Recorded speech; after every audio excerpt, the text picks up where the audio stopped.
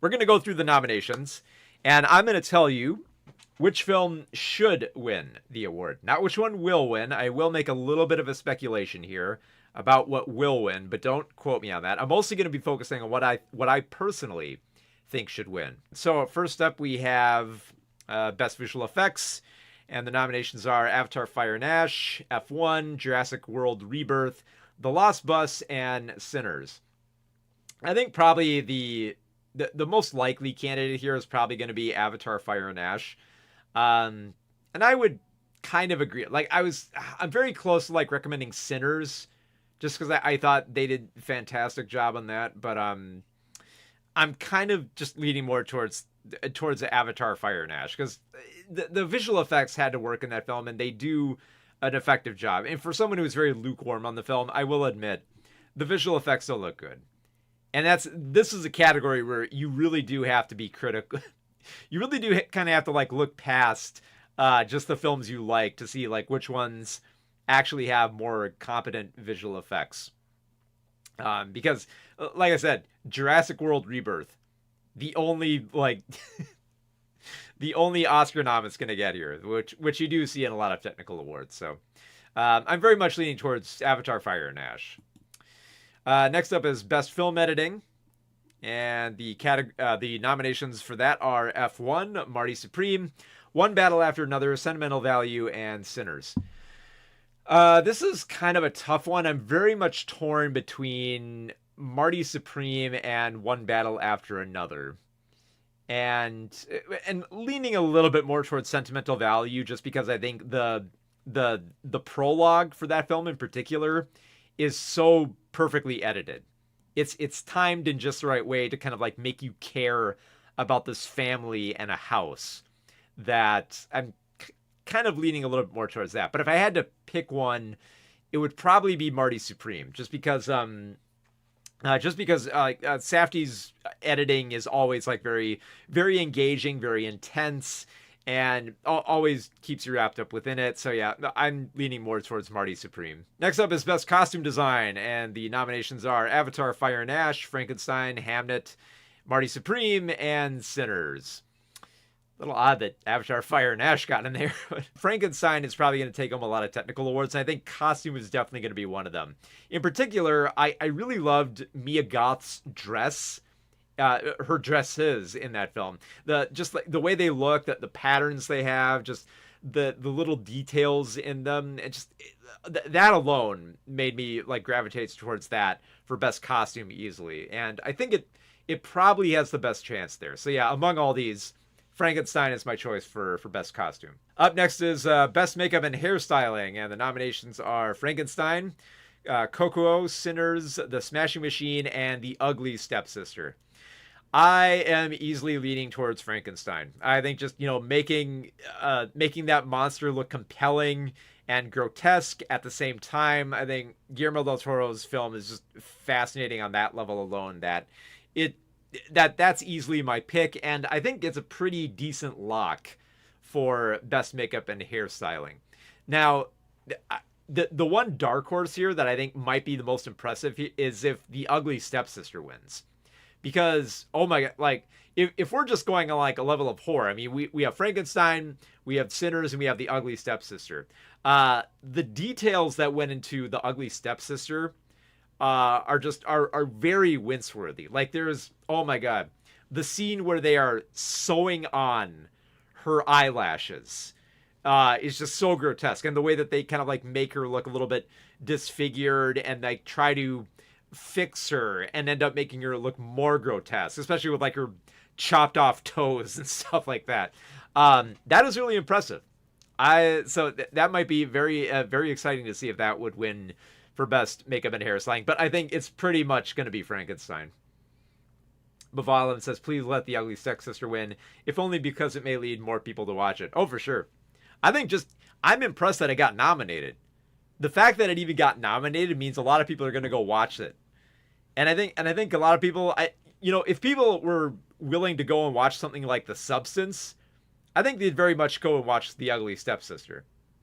Like, if they're willing to put up with body horror, I I will say the ugly stepsister is a lot more extreme than the substance, especially for the scene with the tapeworm and the nose scene and the eyelids. Oh god, there's some. I'll let you guys in on. I'll let you all in a little my one Achilles heel here. I have a weakness, and I think it might be because of my oculars, but I have a weakness for anything involving eyes in horror. Like, that always grosses me out. Anytime you touch the eyes or poke them or have like a little needle around them, that always kind of like grosses me out and just makes me want to like peel myself away from the screen so quickly. And there's quite a bit of that in The Ugly Stepsister. Also in Send Help, for those who are wondering. That's what made me very grossed out with that film. But yeah, it would be cool to see The Ugly Stepsister win, if only so, yeah, more people check it out. But the fact that it's nominated, and just, hearing it being read aloud at the ceremony, that's going to be really cool. But yeah, I think Frankenstein kind of has this one locked. So this is a little bit more of a wild card here. We have Best Cinematography, and the nominations are Frankenstein, Marty Supreme, One Battle After Another, Sinners, and Train Dreams. This is a really tough one. I think for just the enormity that Paul Thomas Anderson had to put into a lot of these scenes that required a lot of thought just for the scale of what they were going to do. Like, not even just like the rolling hills, but like the city scenes where they're jumping through roofs and there's protests in the streets, and now they had to coordinate the the immigrants who go into hiding, and framing it all in a way where you're just kind of like following it along, and making it look remarkable. Like, just the vast shots during like the scene that I showcased here with Chase Infinity, where she's almost about to get assassinated. That scene alone is just remarkable. It felt like maybe it's just because of the setting, but I got like some shades of No Country for Old Men and how it was kind of shot. So yeah, I really do like the cinematography in One Battle After Another, and that's probably my choice here, and it probably will win for that category as well. Although I would say Train Dreams was just beautiful. It's a remarkable, especially for being shot in 4:3, and for just depicting this very Americana story. I think is mesmerizing. It's very much the dark horse here. I think Train Dreams has the least likely chance of winning, but I would like to see it. But yeah, if I had to choose one, I'd have to go with One Battle After Another. Next up, we have Production Design, and the nominations are Frankenstein, Hamnet, Marty Supreme, One Battle After Another, and Sinners. Again, I think this my choice is Frankenstein. I think just the amount of depth that Guillermo del Toro put into his sets to make them look grand and mysterious and scary all at the same time, while feeling like this kind of almost like otherworldly fantasy. That alone makes me choose Frankenstein. And honestly, it probably will. I would be very much okay with Sinners taking it as well, because just oh my goodness, the little details, like in the shack and the juke joint they set up, and the how they staged like the whole musical sequence in there of like the different generations of music. It's just remarkable. So a lot of strong choices here, but I'm leaning towards Frankenstein. This is where I kind of diverge a little bit. So for best sound, they have F1, Frankenstein, One Battle After Another, Sinners, and Surratt. I am actually going to lean towards Surratt on this one. Now, a few people haven't seen this film, and here's like a brief rundown of it. The film is about a man and a young boy traveling through the desert with a bunch of ravers trying to track down a woman, while basically a new world war is starting up all around them. And they just traverse the desert while trying to avoid all the dangers and the environmental dangers and the threat of war, and how it just kind of like brutalizes them while they try to just make their way through all these different areas while just embracing this electronic trance music the whole time.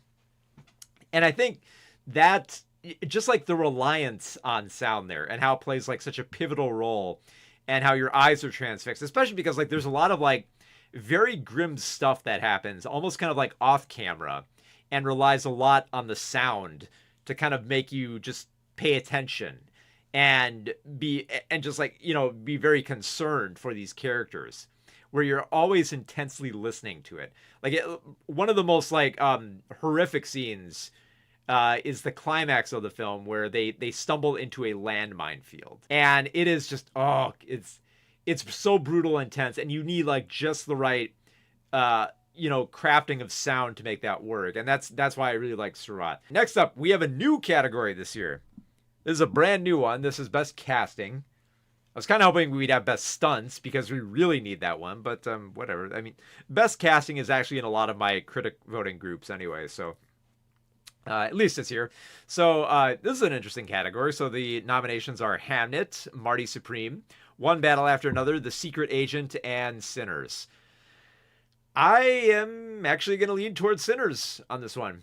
I think this is a case where I think, even though it's not an ensemble casting here, I really do think you have to take in an ensemble as a whole for this category. And this is where I think Sinners actually topples here. I think its main competition is going to be One Battle After Another. But I think Sinners is going to win this one, just because, you make the controversial choice to have Michael B. Jordan playing two characters, and he nails it. And then you have so many other characters here who just have this passion and this drive and flaws, and they're damn sexy in a lot of the scenes where they're just so passionate for each other. Not to mention, Delroy Lindo is just eating every scene that he has in this film. In fact, I would say on those casting choices alone, of just Michael B. Jordan and Delroy Lindo, don't get me wrong, like Numi Masaka, fantastic in this film as well, but just on those two alone, I would say Sinners should win for casting here. The Secret Agent is very much going to be a dark horse here. It would be fun to see that win, but I think it's probably going to be between One Battle After Another and Sinners, and I think it's too tough to say, too close to call, but my gut for what I say is the best one here. I say Sinners. Sinners had the best casting. So for Best Original Song, we have Dear Me from Dionne Warren's Relentless, which is very somewhat small music documentary that I don't think many people saw. But of course, everyone did see K-Pop Demon Hunters, so of course Golden gets nominated. Then there's I Lied to You from Sinners, Sweet Dreams of Joy from Viva Verde, and Train Dreams from Train Dreams. I think, it doesn't take a genius to see which one's probably going to win here. It's usually whatever is the big earworm of the season, and that's K-Pop Demon Hunters. So, honestly, this is going to be a battle between K-Pop Demon Hunters and Sinners, and I think it's going to win here. This is going to... Although I was surprised, only one got through for the nominations. Usually, if a film has a lot of memorable music, there's at least, two, as with Wicked last year. But there's only one here, but I feel like it'll probably win in that category. And for as much as I like that song, I feel like I Lied to You just really stuck with me more. So I think I Lied to You is probably my favorite choice here. All right, next up is Best Original Score, and we have Begonia, Frankenstein, Hamnet, One Battle After Another, and Sinners. I'm torn between Frankenstein and Sinners, just because I think Frankenstein is really, really great thematic music, but honestly, I'm leaning more towards Sinners, just because the music in that film played such a pivotal role in being an essential part of art trying to save a community, and how it can be co-opted. And if that didn't work, nothing in the film would work. So my choice for Best Original Score is Sinners. Next up is Best International Film, and this is where we get into a really tough category because I'm in love with all of these films. So the nominations are It Was Just an Accident, The Secret Agent, Sentimental Value, Surat, and The Voice of Hindra Jha. All fantastic films, but if I really had to choose one, I gotta go with The Secret Agent. The Secret Agent is it feels resonant, it feels thrilling, it feels unpredictable. It's bizarre, it's bonkers at times, and just has such a wide range of just thrilling and emotional states that just enraptured me throughout. So yeah, The Secret Agent is my choice here. Marcus Delacroix says, which order would you recommend watching them? Well, from top to bottom of my favorites in here, I would say The Secret Agent, Sentimental Value, It Was Just an Accident, The Voice of Hindrajab, and Surat. I think that's the order that I would place them in. And it's not even like best to worst. It's just like which one resonated the most, because these are all fantastic films. Now we get to one that I think more people will be a little bit more versed in. That's best animated film, and our nominations are Arco, Elio, K-pop Demon Hunters, Little Amelie or The Character of Rain, and Zootopia 2. Now, this is an easy lock. It's K-pop Demon Hunters. It's definitely going to win. If you need to put money on anything, that's the one that's going to win in this category. But personally, the film that I think is the best among all these is Little Amelie or The Character of Rain. And what I love so much about this film is that it treats the perspective of a very young girl with an imagination, but also a deep maturity about the world that was very refreshing.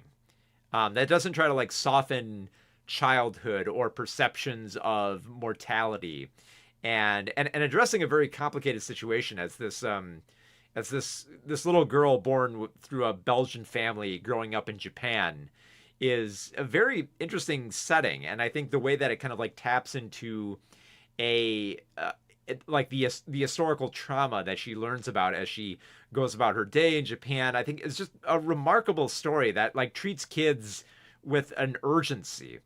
And don't get me wrong, there is stuff like that in Arco and Elio, but I think Little Amelie actually has a little bit more gusto to delve into much darker material without softening it all that much. So, yeah, the K-pop Demon Hunter is probably the lock here, but my choice for the best one among all these is Little Amelie or The Character of Rain. Next up is Best Adapted Screenplay, and the nominations are Begonia, Frankenstein, Hamnet, One Battle After Another, and Train Dreams. Here's the thing. I'm fluctuating between Frankenstein and One Battle After Another, but the more I think about it, and I've kind of flip-flopped back on this a few times, I'm going to call it right here. I'm going to say One Battle After Another. Just because I love Thomas Pynchon's writing, and I think Paul Thomas Anderson approached it in a very thoughtful way while still making it his own film. And if you've ever read Pynchon's novels, they're madness. They're all over the place. They're sporadic. They go into all these weird territories, and I think Anderson's script does a pretty good job getting you there and trying to evoke a lot of what makes Pynchon's like novels so exciting. So yeah, I'm going with One Battle After Another in this category. So then we have Best Original Screenplay, and our nominations are Blue Moon, It Was Just an Accident, Marty Supreme, Sentimental Value, and Sinners. And I think Sinners probably has a very good shot at taking this one home, just because like the whole idea of how to of setting up this story about these very interesting characters, the way that it develops them all before the vampires even show up, I think it's fascinating storytelling. And just like the way that it harps on the power of music, I think it's such a powerful narrative for stressing the necessity and the defense that can be mounted with art, that it rang true for me. Best Supporting Actress, we have Elle Fanning for Sentimental Value, Inga Itzbader-Layas for Sentimental Value, Amy Madigan for Weapons, Wumi Masako for Sinners, and Teyana Taylor for One Battle After Another. I am really pulling for Amy Madigan here. I think for a character who doesn't show up until about halfway through Weapons, and you never take your eyes off her, and she just became such a horror icon, that's an easy pick. It's an easy choice there. Outside of that, I would probably say she might actually have a shot at getting it, but I would say under that, probably the runner-up for me would probably be Wumi Masako for Sinners. Just because I mean, like, oh my god, like you look at like I specifically wanted to get that shot of her shack when she has that very like sexually charged moment. Like, oh my god, the tension that she brings in that scene is just so beautiful that I loved the hell out of that. And I just and the more that she's present in a film that's already like wall to wall sexiness, like that one scene alone is probably and this is a film where you have people just pretty much almost like having an orgasm on the stage. And here she is in this one scene where the sexiest scene is in this like shack by the swamp, and it works so well because of her performance. So yeah, that'd be my runner-up. But yeah, Amy Madigan's for Weapon. So for Best Supporting Actor, we have Benicio del Toro in One Battle After Another, Jacob Elordi for Frankenstein, Delroy Lindo for Sinners, Sean Penn for One Battle After Another, and Stellan Skarsgård for Sentimental Value. And here's the thing. I would have gone with Stellan Skarsgård. He would have been my top choice in this category, but then in comes Delroy Lindo. It's like, okay, I have to give it up to Lindo. He made that film work. He steals every scene that he is in Sinners. When he's drinking up a storm. When he's like sassing back, he gives the funniest lines in the film. When he's distracting the vampires with blood, he doesn't just give a little blood. He makes a goddamn feast out of his arm in that film. He is having too much fun in that movie, and he makes it work so well. So yeah, that's my choice for Best Supporting Actor. But if I had to pick what is probably going to be like the top ones here, it's probably going to be between Sean Penn and Stellan Skarsgård. And likely it's going to be more for Skarsgård. All right, so moving on to Best Actress. We have Jessie Buckley in Hamnet, Rose Byrne in If I Had Legs, I'd Kick You, Kate Hudson in Song Sung Blue, Renata Rinzvi in Sentimental Value, and Emma Stone in Begonia. I really liked Jessie Buckley, and I think for sure she's probably going to walk away with the award for her role in Hamnet. She made that role work. But personally, my favorite choice here is Rose Byrne for If I Had Legs, I'd Kick You, just because that entire film relies on her paranoia, her desperation, her joy, her anxiety. If you don't feel like you're just as on pins and needles as she is in those scenes, the film wouldn't work. Especially for a lot of the extreme close-ups they have on her face. Like, you have to believe that performance. You have to believe that this woman's life is being destroyed on every front around her and feel that same anxiety. And I think she pulled that off with flying colors here. So that's my choice for best actress. Although it's probably going to go to Jessie Buckley, and probably deservedly so. She is the best part of Hamnet. She does a really good job, especially next to Paul Mescal, who Mescal's fine in the film, but he's usually always pretty good. Jessie Buckley was kind of a bit more of a surprise here for just how well she worked here. I expect her to do good, but she did really fantastic in this film. So, but still, I'm going with Rose Byrne. That's my favorite choice there. All right, Best Actor. So we have Timothée Chalamet for Marty Supreme, Leonardo DiCaprio for One Battle After Another, Ethan Hawke for Blue Moon, Michael B. Jordan for Sinners, and Wagner Moura for The Secret Agent. I know it's going to go to Timothée Chalamet, and I think this is kind of like going to affect how I choose in this category, because I really did like Chalamet's performance, but honestly, for pulling double duty, Michael B. Jordan, I have to go with like him on Sinners for this. Although I'm kind of split between Jordan and Moura, just because like Moura also is required to have like a lot of depth for a film that is meant to go offbeat at times, and he has to maintain like the stern focus throughout. That I really love his performance, but as a whole, I think Michael B. Jordan has like a lot of depth in Sinners there, especially for pulling off two different roles, even though they're identical brothers. But my choice, I think, for my favorite is probably Michael B. Jordan for Sinners. And Timothée Chalamet, I think, is a lock at this point. He's going to win this one. All right, coming to the end of the line here. Best Director, we have Chloe Zhao for Hamnet, Josh Safdie for Marty Supreme, Paul Thomas Anderson for One Battle After Another, Joaquin Trier for Sentimental Value, and Ryan Coogler for Sinners. Again, another stacked category. Really hard to pick here. Oh god. And I already like made some choices for what I thought was the best, and I'm still looking at these nominations and going, God, do I really want to? Oh, I was leaning between Safdie and Anderson for a while, and I think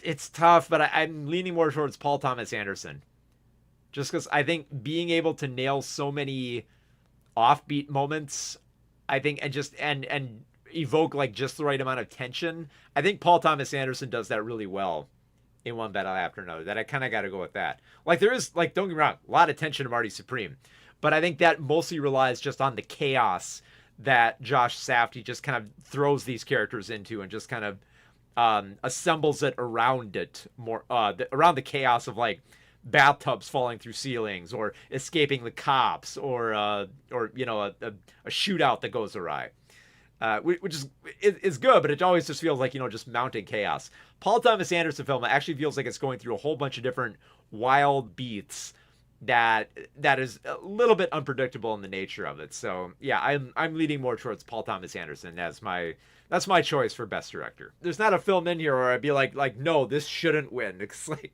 because I do like the meditative direction of Chloe Zhao with Hamnet, and focus on the existential, and Joachim Trier's focusing on a family that can only connect through art, and how they obsess over a house of all things to kind of encapsulate their feelings. And then just Ryan Coogler's mixture of like the musical and the fantastical, and Marty Supreme's just bizarre nature of like cutting between sperm and ping pong balls is all fascinating. But it's all great stuff. But if I have to pick one, it's probably going to be Paul Thomas Anderson. Okay, so best picture, we have Begonia, F1, Frankenstein, Hamnet, Marty Supreme, One Battle After Another, The Secret Agent, Sentimental Value, Sinners, and Train Dreams. With the exception of Begonia and F1, which I didn't hate, they're fine films, just not the greatest films. Not a bad film in here. I couldn't go wrong with any of these. These are all pretty good films. But of course, we got to pick one. And if I had to pick one, this might surprise some people, but considering everything in all of these films, my top choice is Sinners.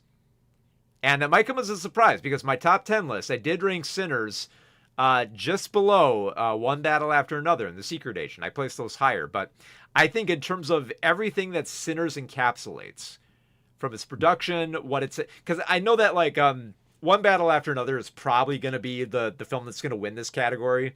And likely so, because it's probably going to be win for being the most resonant. You know, it's a very modern story, especially for Paul Thomas Anderson, that relates to a lot of current events regarding immigration, and just authoritarianism and racism and fascism, that I feel like it's the most resonant. But Sinners, I think, does kind of the same thing, even though it's like meant to be more of a period piece. But like, if One Battle After Another was focusing on that authoritarianism being a modern concern, Sinners seems to stress that it was always a concern.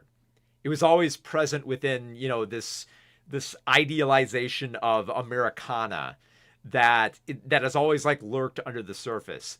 And it's a little bit more, I don't want to say that this is like the key factor, but there's a more subtle nature to how it focuses on like the cultural erasure that comes through with racism, that has a little bit more, just a little bit more depth than One Battle After Another. I did rank One Battle After Another just above Sinners, and The Secret Agent I did rank just above that, just because I think those did a great job focusing on authoritarianism.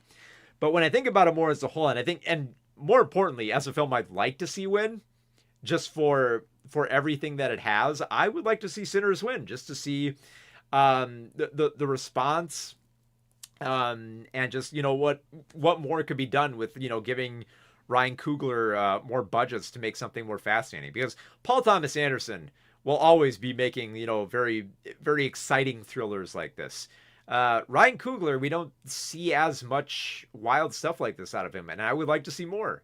I want to see, like, Paul Thomas Anderson. He'll always be there. He'll always keep making like really cool films, and he's already gotten lots of nominations and plenty of accolades for this stuff. That's why I would really like to see Sinners win in this category. Not as like a pity win, but as like a win that I think is going to resonate a lot more with the way that people look at this film, because I think there's a lot more going on under the surface as opposed to one battle after another where it's overt. Like the fascism and the racism and the sexism, like it's all on top and it's overt. You can see it all there, present, can't mistake it. Sinners has a little bit more where, like, if you watch it again, you start noticing a lot of, stuff that you didn't before. A lot of these are fantastic films that I honestly wouldn't be mad if Train Dreams won. That'd be incredible. If it probably won't happen, but it'd be remarkable. But yeah, Sinners is my top pick. Those are my choices for the best films of the Oscar nominations and what I think should win.